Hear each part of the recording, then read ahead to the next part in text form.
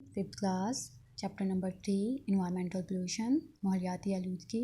Topic जो है आज का वो है मेजर्स टू रिड्यूस पोल्यूशन, आलूदगी को कम करने के इकदाम। यहाँ पे कुछ जो है स्टेप्स दिए हुए हैं आलूदगी को कम करने के लिए जो करने चाहिए। यहाँ पे पहला जो स्टेप है वो है factories and industries should be shifted away from the cities. Factories कारखानों को और संतों को शहर से दूर शिफ्ट कर देना चाहिए। क्यों कर देना चाहिए? वो इसलिए कि जो इनका स्मोक जो होता है, इनका जो वेस्ट मटेरियल जो होता है वो क्या होता है, उससे जो क्या होती है सिटीज़ के अंदर जो पोल्यूशन है वो इंक्रीज़ कर सकती है। इसलिए जो इन फैक्ट्रीज़ और इंडस्ट्रीज़ को दूर लगाना चाहिए ताकि पोल्यूशन को रिड्यूस किया जा सके। नंबर 2 है industrial waste should be treated. Industrial waste को should be treated and made ineffective before releasing into the atmosphere. Industrial waste को एटमॉस्फेयर में ख़ारिज करने से पहले उन्हें इस तरह से ट्रीट करना चाहिए, उनके अंदर जो हार्मफुल जो केमिकल्स होते हैं उन्हें इनइफेक्टिव कर दिया जाए ताकि जो एयर पोल्यूशन जो रिड्यूस किया जा सके एयर पोल्यूशन को। नंबर 3 है industrial waste and sewage water should not be added into fresh water of rivers और other water bodies. Industrial waste जो है और सीवेज वाटर जो कि हमारे घरों का पानी होता है, जैसे कि वॉशरूम्स वगैरह और किचन वगैरह का जो पानी होता है वो जो क्या होता है वो सीवेज वाटर होता है, उसे भी क्या करना चाहिए, ऐड नहीं करना चाहिए रिवर्स के अंदर, रिवर्स के पानी के अंदर और दूसरी वाटर बॉडीज़ के अंदर। जैसे कि वाटर बॉडीज़ होती हैं लेक्स झीलें होती हैं, कैनाल्स नहरें होती हैं, पोन्ड्स तालाब होते हैं, सीज समंदर होते हैं, ये तमाम क्या होती हैं वाटर बॉडीज़ होती हैं और इनके अंदर इंडस्ट्रियल वेस्ट और सीवेज वाटर को ऐड नहीं करना चाहिए। क्यों नहीं करना चाहिए? क्योंकि इसके अंदर जो होते हैं एक्यूटिक एनिमल्स होती हैं वो सर्वाइव नहीं कर सकते हैं और वाटर पोल्यूशन की वजह से। नेक्स्ट है डोमेस्टिक रबिश। डोमेस्टिक रबिश घरों का जो कूड़ा होता है and other solid waste should not be thrown into the streets और ओपन प्लेसेस। घरों के कूड़े को और दूसरा जो वेस्ट होता है उसे भी स्ट्रीट्स गलियों में और खुली जगहों पे नहीं फेंकना चाहिए। इससे क्या होगा, रिड्यूस किया जा सकता है पोल्यूशन को। They must be dispose of properly. इसे क्या करना चाहिए, इसे भी एहतियात से प्रॉपर्ली क्या करना चाहिए, डिस्पोज कर देना चाहिए। नंबर नेक्स्ट देखेंगे हम measures should be taken to, वो कौन से इक़दाम हैं जो हमें करने चाहिए।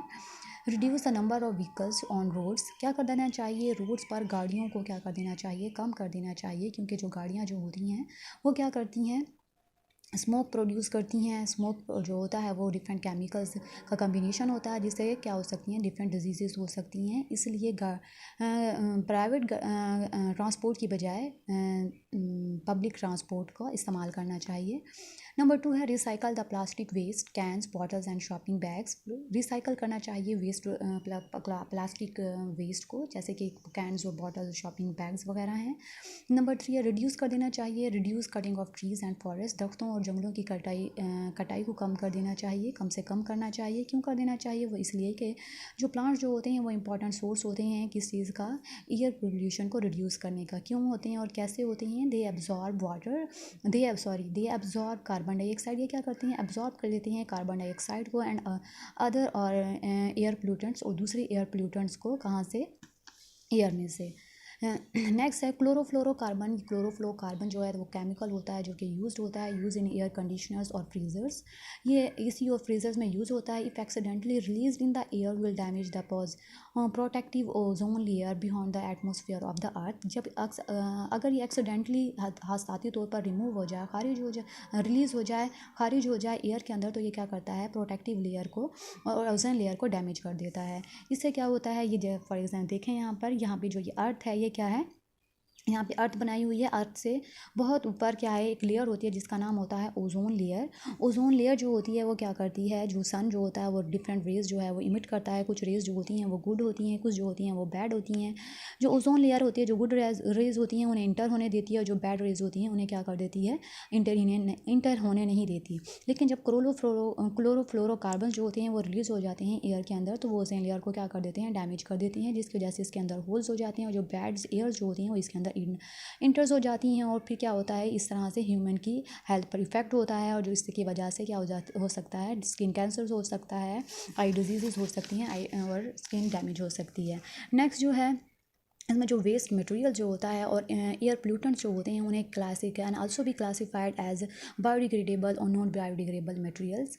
उन्हें कहा किया जा सकता है एज अ बायोडिग्रेडेबल और नॉन बायोडिग्रेडेबल के मटेरियल के तौर पर क्लासिफाइड किया जा सकता है। Biodegradable the material which are naturally decompose, वो मटेरियल जो क्या हो जाता है नेचुरली डिकम्पोज होता है, कुदरती तौर पर उसकी तोड़ फोड़ होती है इंटू सिंपलर सब्सटेंस में बाय नेचुरल प्रोसेस, कुदरती अमल के जरिए, and mix in the soil for री use by plants and animals. और फिर वो क्या हो जाता है मिक्स हो जाता है इन द सॉइल के अंदर, फिर दोबारा से प्लांट्स और एनिमल्स इसे क्या कर लेते हैं रीयूज़ कर लेते हैं, दोबारा से इस्तेमाल कर लेते हैं। Are called biodegradable material.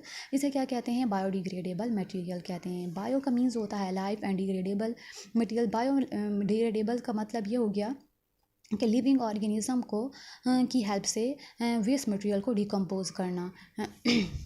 Next इसके एग्जांपल्स देख लेते हैं। इसकी एग्जांपल जो होती हैं बायोडिग्रेडेबल की वो होती हैं dead organism and tree leaves होते हैं। जो हमारी बॉडी होती है और जो एनिमल्स की बॉडी होती है, जो डिफरेंट प्लांट्स होती हैं उनकी जो बॉडी होती है वो डिफरेंट एलिमेंट से मिलकर बनी हुई होती है। जब भी कोई ऑर्गेनिज्म जो होता है क्या हो जाती है, जिसकी डेथ हो जाती है तो वो डिकम्पोज होता है। वो किस तरह से डिकम्पोज होता है by natural bye micro organism. वो क्या हो जाता है डिकम्पोज होता है। बैक्टीरिया फंजाई उसे डिकम्पोज कर देते हैं और फिर से उन्हीं एलिमेंट्स में उन्हें कन्वर्ट कर देते हैं जिन एलिमेंट्स से वो मिलकर बने हुए थे, इन्वायरमेंट के जिन एलिमेंट्स से मिलकर वो बने थे।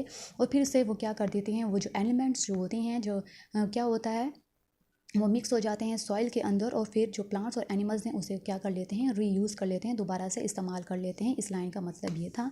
जो नेक्स्ट जो है ट्री लीव्स जो होते हैं, जो पत्ते जब झड़ जाते हैं तो वो डिकम्पोज होते हैं माइक्रो ऑर्गेनिज्म के ज़रिए। तो क्या होता है जो ये माइक्रो ऑर्गेनिज्म के ज़रिए ये डिकम्पोज हो जाते हैं तो ये सॉइल के अंदर मिक्स हो जाते हैं। जो फिर प्लांट्स जो होते हैं इन्हीं जो ये मिक्स जो मटेरियल होता है इसे न्यूट्रेंट इसे क्या करते हैं यूज़ करते हैं फर्टिलाइज़र के तौर पर अपनी ग्रोथ के लिए। नॉन बायोडिग्रेडेबल जो मटेरियल्स होते हैं वो क्या होते हैं, नॉन बायोडिग्रेडेबल मटेरियल्स को इस तरह से हम डिफाइन करेंगे can not be decompose into simpler form by natural process. ये क्या होते हैं कैन नॉट डिकम्पोज नहीं होते, इनके तोड़ फोड़ नहीं होती है बाय सिंपल फॉर्म्स में ये कन्वर्ट नहीं होते हैं, डिकम्पोज नहीं होते हैं बाय नेचुरल प्रोसेस में। क्यों? क्योंकि ये क्या होते हैं नॉन बायोडिग्रेडेबल होते हैं, इनके पास माइक्रो ऑर्गेनिज्म नहीं होते हैं, इनके पास लिविंग ऑर्गेनिज्म नहीं होते जो इन्हें कन्वर्ट कर सकें किस चीज़ में सिंपलर फॉर्म में कन्वर्ट कर सकते हैं। इसकी एग्जांपल क्या है प्लास्टिक बैग्स हैं और हैवी मेटल्स हैं। ठीक है। नेक्स्ट जो है आपको 2 सवाल दिए हुए हैं, what are the measures which should be taken to reduce pollution. इसका जवाब जो है वो ये है, ये 4 स्टेप्स आप लोगों ने इसको राइट करना है, इसे लर्न भी करना है। Next differentiate between biodegradable and non biodegradable material, तो ये आपने इसे राइट भी करना है और लर्न भी करना है। Thank you.